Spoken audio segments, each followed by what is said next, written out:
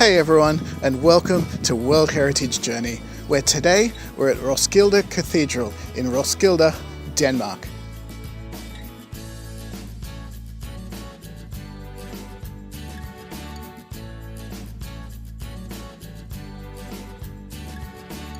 So this is Roskilde Cathedral, a brick Gothic cathedral here in Roskilde, the former capital of Denmark.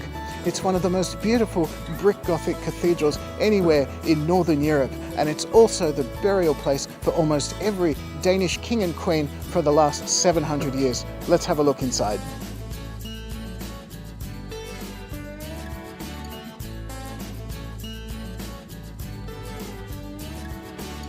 So this is the interior of the cathedral, and the first thing you notice is just the lightness, the brightness, and the sense of space as well. Now you can see that there's not really any decoration in here, and that's because it's a Protestant cathedral.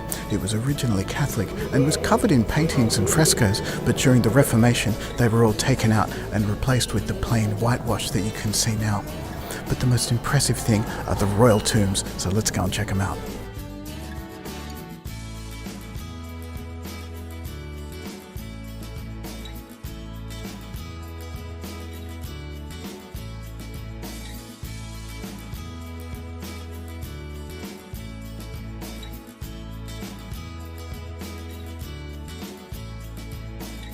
Now this incredible chapel is dedicated to Christian IV, and he's in one of the coffins that you can see behind me.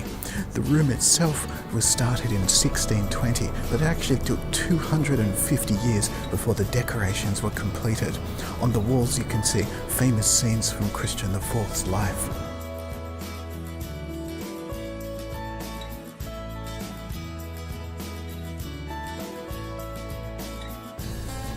This room is known as the Chapel of the Magi, and it's one of the oldest chapels here attached to the cathedral. It was built in the middle of the 15th century by King Christian I, though he's not actually buried here. Him and his wife Dorothea are buried in the crypt underneath.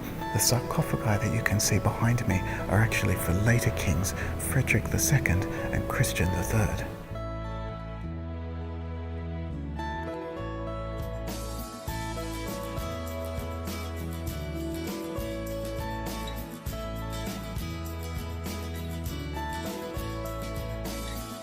This chapel is known as the Frederick V Chapel because King Frederick V is buried in this enormous sarcophagus that you can see behind me.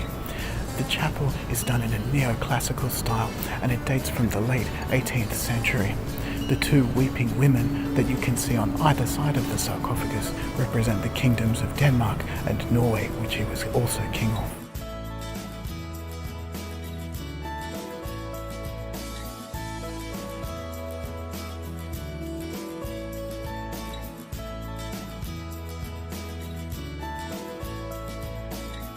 And so this is where the story ends. We're just outside the cathedral again, and in the chapel behind me is where the last king of Denmark to pass away, Frederick IX, is buried, along with his wife, Queen Ingrid. And there's also space inside the cathedral for the current queen, Margaret II, for when she eventually passes away. And it's been a fascinating journey seeing all the different styles of art and architecture inside, and it's a very beautiful building as well, and well worth the visit when you're in Copenhagen. But that's it from me. Thank you so much for watching. Don't forget to like and subscribe.